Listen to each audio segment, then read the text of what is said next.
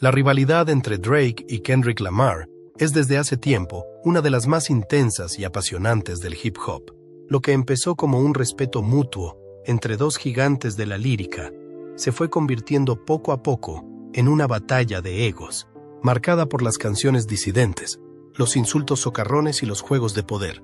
Pero nadie podía predecir que Serena Williams entraría en este campo de batalla y lo cambiaría todo. En la Super Bowl de 2025, durante un momento asombroso del descanso, Serena dejó clara su postura de una forma que dejó atónitos a los aficionados. De repente, ya no era solo un icono del tenis, se había convertido en la voz de una de las guerras más encarnizadas del hip hop. Y ahora se pronuncia, diciendo que su aparición no pretendía hacer sombra, pero el mensaje era alto y claro. ¿Qué pasó realmente en la Super Bowl? ¿Por qué Serena sintió la necesidad de aclarar las cosas? ¿Y qué relación tiene con el origen de la disputa entre Drake y Kendrick? Para entender la repentina implicación de Serena y por qué puede tener verdaderas razones para despreciar a Drake, tenemos que rebobinar hasta uno de los enfrentamientos más cruciales de la historia moderna del rap. La saga Drake vs. Kendrick no empezó con odio, empezó con admiración, colaboración y ambición compartida. Pero cuando Drake saltó al estrellato en 2011, recién salido del éxito de Thank Me Later, seguían las dudas sobre si era algo más que una maravilla de un solo éxito. Respondió con Take Care, un álbum que silenció a los críticos y lo elevó a la realeza del hip hop. Pero Kendrick se acercaba y no estaba jugando limpio. Era emotivo, crudo y contaba con algunos de los nombres con más talento de la música del momento. Uno de ellos, un joven y ambicioso letrista de Compton llamado Kendrick Lamar. Kendrick acababa de publicar Section 80, un álbum que dejó claro que no era un rapero más de la costa oeste, sino el rapero de la costa oeste, Drake. Reconociendo su talento, le dio un importante espaldarazo al incluirlo en el interludio Buried Alive del álbum Take Care. Fue un momento breve pero impactante en el que Kendrick rapeó sobre la fama, la vanidad y las presiones del éxito. En aquel momento, Kendrick veía a Drake como un mentor, alguien que ya había navegado por los focos del mainstream, pero esa dinámica no duraría mucho. Unos meses después, a principios de 2012, Drake invitó a Kendrick a unirse a su gira Club Paradise junto a A$AP Rocky. Estaba claro que Drake no era un rapero más en el mundo de Kendrick, era alguien que había ayudado a impulsar su carrera. A finales de 2012, su relación seguía siendo sólida e incluso colaboraron en dos grandes éxitos. En primer lugar, aparecieron juntos en Fan Problems de A$AP Rocky, un himno que arrasó en las listas de éxitos y que hizo arder las discotecas. Después llegó Poetic Justice, un tema del álbum de debut de Kendrick con la discográfica Good Kid M, A.A.D., La Ciudad. Fue una clara muestra de respeto mutuo, pero como demuestra la historia, el rap nunca es solo amistad, sino competencia. El momento en que las cosas empezaron a cambiar llegó en agosto de 2013. Para entonces, Kendrick ya no era solo un rapero prometedor, era el nombre del que se hablaba. Con Good Kid M, A.A.D., City, había entregado uno de los álbumes más celebrados en años, y quería que todo el mundo supiera que no estaba aquí para ser amigos, sino para dominar. Fue entonces cuando se produjo el infame verso de Control. En la canción de Big Sean, Kendrick decidió nombrar a casi todos los grandes raperos del momento, dejando claro que no estaba aquí para jugar limpio. Entre esos nombres, J. Cole, Pusha T, Meek Mill y, por supuesto, Drake. No solo les llamó la atención, sino que les declaró la guerra, diciendo que quería que sus fans se olvidaran de que existían. Fue el golpe más directo a los grandes nombres del hip hop en años, y toda la industria tomó nota. Drake, ¿cómo es Drake? No mordió el anzuelo de inmediato. Cuando le preguntaron por el verso de Kendrick en una entrevista con Billboard, se hizo el interesante y dijo que no era más que una idea ambiciosa. No creía que Kendrick pudiera tocarle, y no iba a darle la satisfacción de una respuesta inmediata. Pero lo admitiera o no, Kendrick había sacudido las cosas. Unos meses después,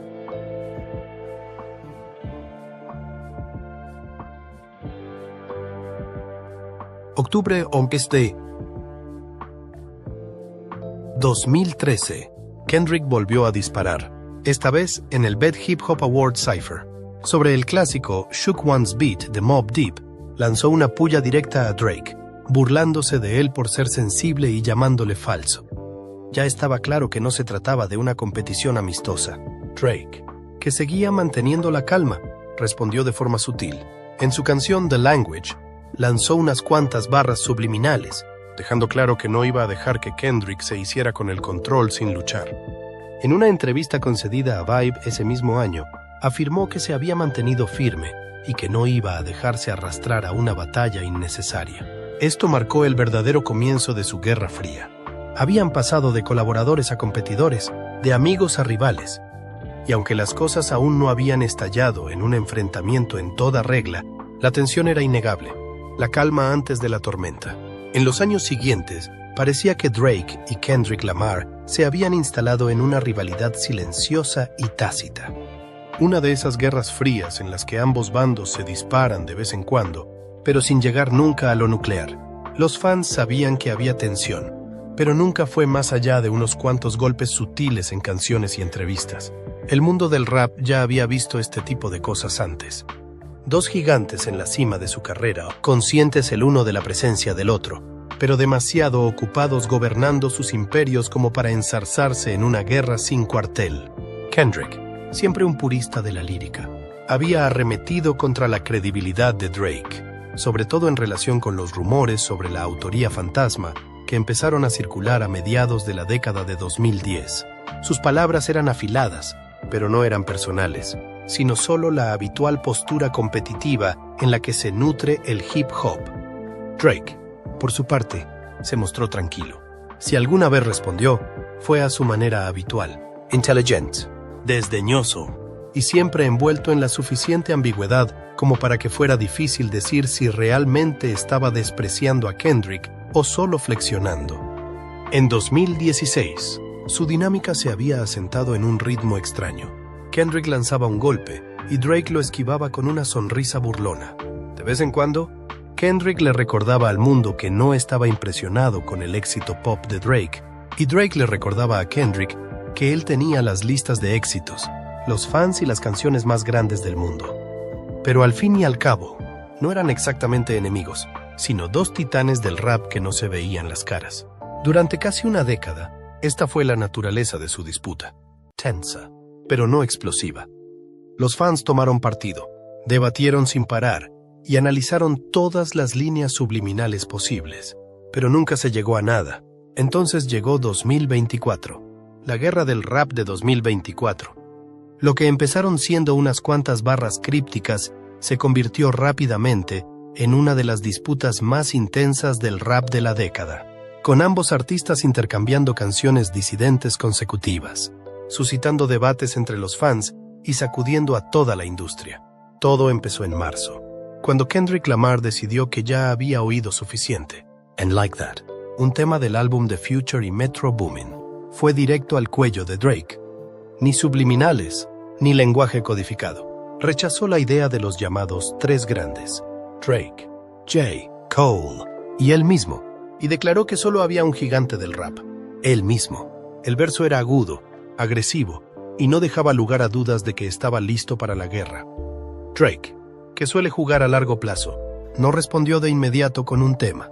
En su lugar, abordó la situación durante un concierto en Florida, hablando directamente a sus fans sobre cómo nadie en esta tierra podría meterse con él.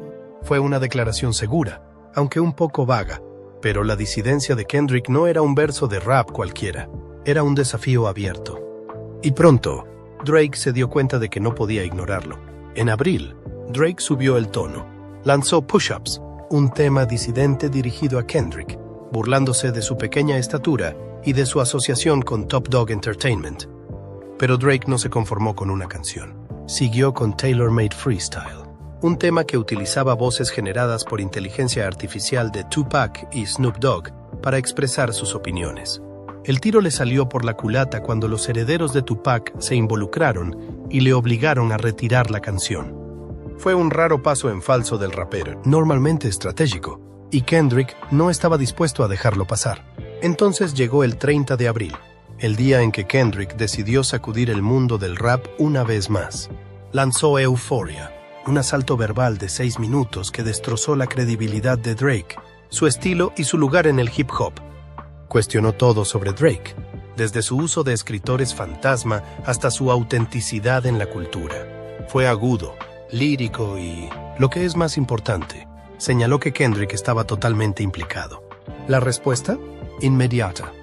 Apenas 3 días después, Kendrick volvió a atacar con 616 en LA, una disidencia en la que afirmaba que el propio equipo de Drake se estaba volviendo contra él.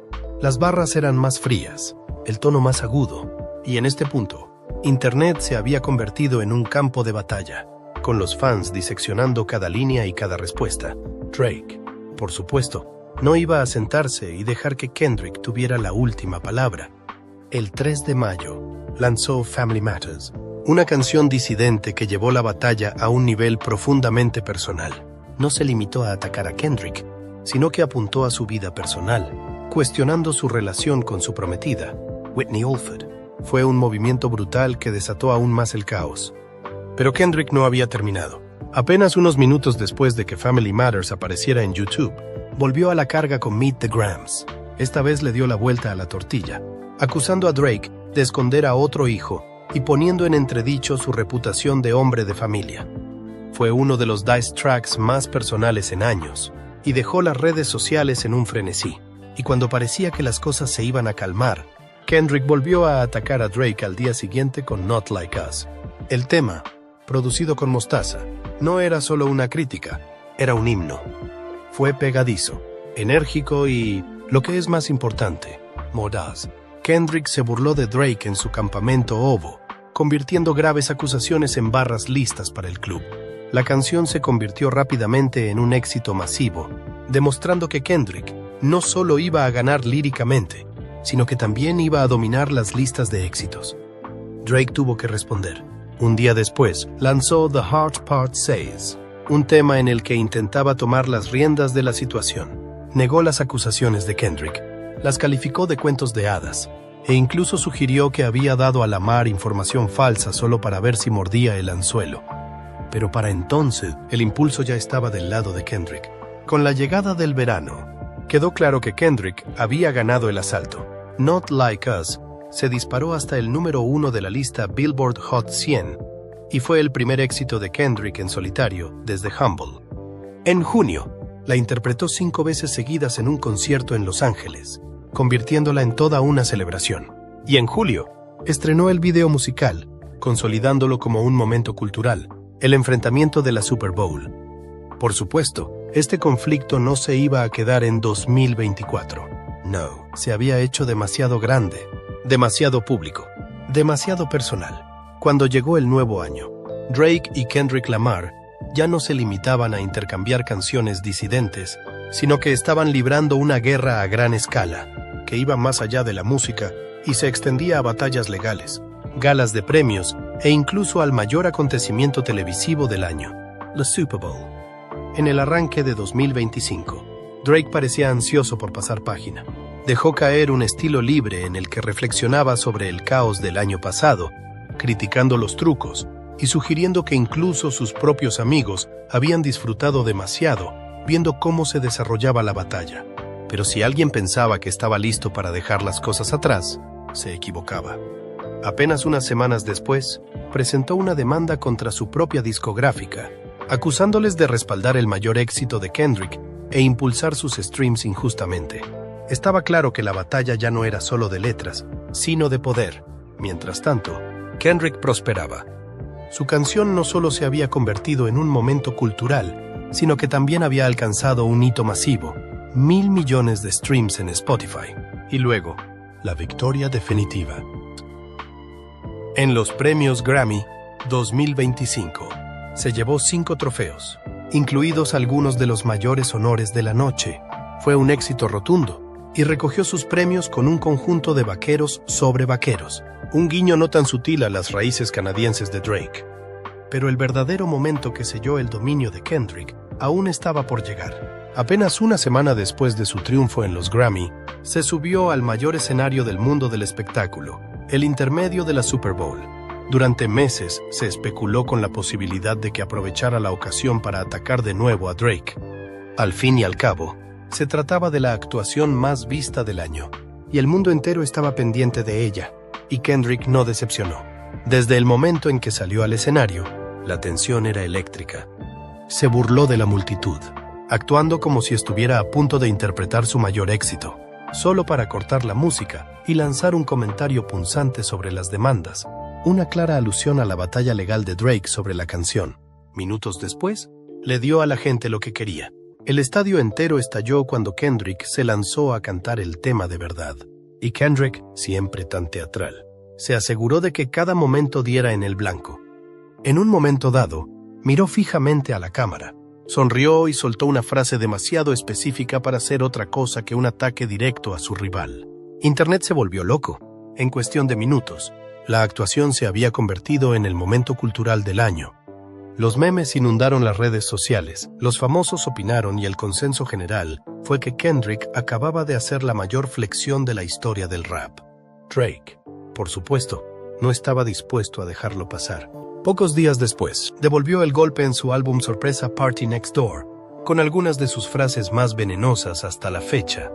Se burló del éxito de Kendrick y tachó toda la polémica del rap de distracción de la música de verdad, pero incluso en sus frases más airadas, daba la sensación de que sabía que la marea había cambiado.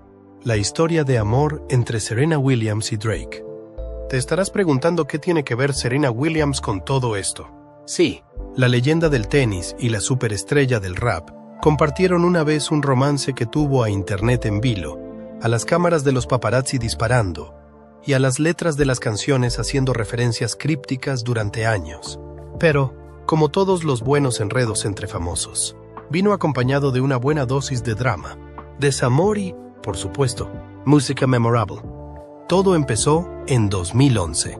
En aquel momento, Drake estaba ascendiendo rápidamente, pasando de ser el híbrido rapero cantante emocional sobre el que la gente aún se debatía a una superestrella hecha y derecha.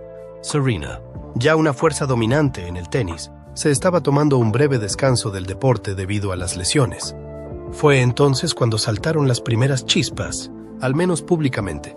Drake, que nunca ha rehuido el coqueteo en las redes sociales, tuiteó a Serena en agosto de 2011, diciendo que no podía esperar a hacerla sudar durante un partido. Fue juguetón, descarado y dio que hablar. Poco después, fue visto junto a la pista en uno de sus partidos en Canadá, lo que alimentó los rumores de que ambos eran algo más que amigos. En los años siguientes, Drake siguió incluyendo el nombre de Serena en su música. En 2013, lanzó Worst Behavior, un tema en el que rapeaba sobre tener partidos de tenis en la cuna y afirmaba con confianza que podía vencer a Serena si jugaba con la mano izquierda. Una afirmación atrevida, teniendo en cuenta que la mujer tiene 23 títulos de Grand Slam. Pero oye, estábamos hablando de Drake. En 2015, su conexión se hizo imposible de ignorar. Ese verano, Drake estaba de repente en todas partes donde estaba Serena. Estaba en las gradas, viéndola jugar en Wimbledon. Estuvo en su desfile de moda, apoyando su colección. Y entonces, el momento que confirmó lo que todo el mundo sospechaba, los paparazzi les pillaron en un restaurante, compartiendo lo que parecía ser un momento íntimo. Algunos reporteros incluso consiguieron fotografiarlos besándose, dejando claro que no se trataba de una simple amistad. Pero tan rápido como su romance parecía calentarse, las cosas dieron un giro. Ese mismo año, Serena sufrió una desgarradora derrota en el US Open, a solo 2 partidos de hacer historia con un Grand Slam de calendario. Algunos fans, quizás injustamente, culparon a Drake, llamándole mala suerte, incluso apodándolo la maldición Drake, mucho antes de que ese término se convirtiera en un meme. Para complicar aún más las cosas, otro hombre estaba entrando silenciosamente en escena, el cofundador de Reddit, Alexis Ohanian. A finales de 2015, la era Serena Drake parecía haber llegado a su fin. En 2016, se la vio más a menudo con Alexis y, a finales de ese año, se comprometieron. Mientras tanto, Drake hizo lo que mejor sabe hacer, plasmar sus sentimientos en la música. En mayo de 2016, lanzó Too Good, una canción con Rihanna, en la que lamentaba haber sido tomado por sentado en una relación pasada. Años más tarde, en 2024, confirmaría que la canción era, de hecho, sobre Serena. Serena, por su parte, nunca abordó públicamente la relación, prefiriendo mantener su vida personal fuera de los focos. Pero si había alguna duda sobre cuál era su postura, quedó bastante claro en 2017, cuando se casó con Alexis en una impresionante ceremonia en Nueva Orleans. El cuento de hadas se había completado. Ella había seguido adelante, había formado una familia y parecía feliz. Sin embargo, Drake no había dejado de hablar de Serena. En 2022, reavivó viejas tensiones cuando se lanzó contra su marido en la canción Middle of the Ocean, llamando groupie a Ohanian. Fue un movimiento clásico de Drake lanzar una puya años después del hecho, justo cuando todo el mundo pensaba que lo había dejado pasar. Alexis, imperturbable, respondió en Twitter con lo que podría ser el comentario más sano de la historia, diciendo que estaba orgulloso de ser el mayor fan de su mujer y de su hija. Serena respondió con una simple pero contundente reacción, emojis de corazón. Pero quizás el momento más definitorio de la postura de Serena sobre Drake llegó en 2024. Como anfitriona de los premios ESPY, subió al escenario e hizo una referencia no tan sutil a la batalla en curso entre Drake y Kendrick Lamar. Con una sonrisa burlona, dijo al público que si algo había aprendido ese año, era que nadie debería pelearse nunca con Kendrick Lamar. La venganza de Serena en la Super Bowl.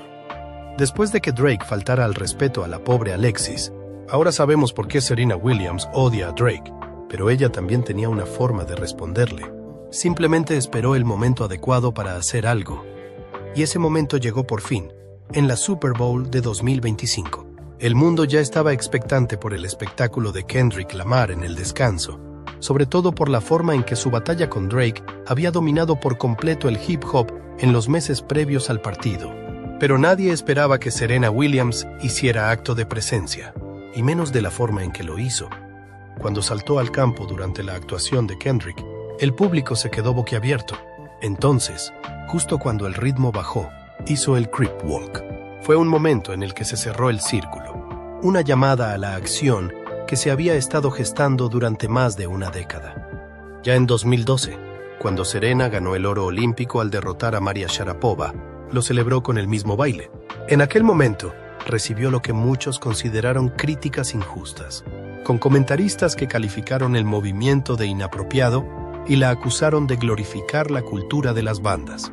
Por supuesto, nadie se había inmutado cuando otros atletas habían bailado tras sus victorias, pero cuando se trataba de Serena, de repente resultaba controvertido. Ahora, más de 10 años después, volvía a hacerlo, pero esta vez en el escenario más grande del mundo, a su manera, y no en cualquier sitio. Lo hizo durante la actuación de Kendrick Lamar con Not Like Us, la misma canción que había convertido su disputa con Drake en un terremoto cultural. Serena sabía exactamente lo que hacía. No se trataba solo de bailar, era una declaración, un movimiento de poder. Si Drake se había preguntado alguna vez de qué lado estaba ella, se lo contestó allí mismo, delante de millones de espectadores. Era su forma de decir, ahora le desenmascaro. No necesitó una canción disidente, un tuit o una entrevista sospechosa. Simplemente bailó, sonriendo de oreja a oreja, enviando un mensaje alto y claro. No me meto contigo, Drake. Pero el momento tenía un significado aún más profundo. La hermanastra de Serena, Yetunde Price, perdió la vida trágicamente en un tiroteo perpetrado por un miembro de la banda Crip en 2003. Dada esta dolorosa historia, a muchos les sorprendió que Serena decidiera hacer el Crip Walk en un acto de tan alto nivel. Pero Serena dejó claro después que no se trataba de nada negativo. En un vídeo que publicó en las redes sociales, se rió y dijo, «Tío, no hice el Crip Walk así en Wimbledon. Me habrían multado». Luego añadió, «Todo amor, Drake». A pesar de todos sus golpes líricos y mezquinos, no tenía nada que decir después de esto. Serena había hablado sin decir una palabra, y al hacerlo, volvió a ganar. ¿Cuál fue tu reacción cuando Serena Williams hizo el Crip Walk durante la actuación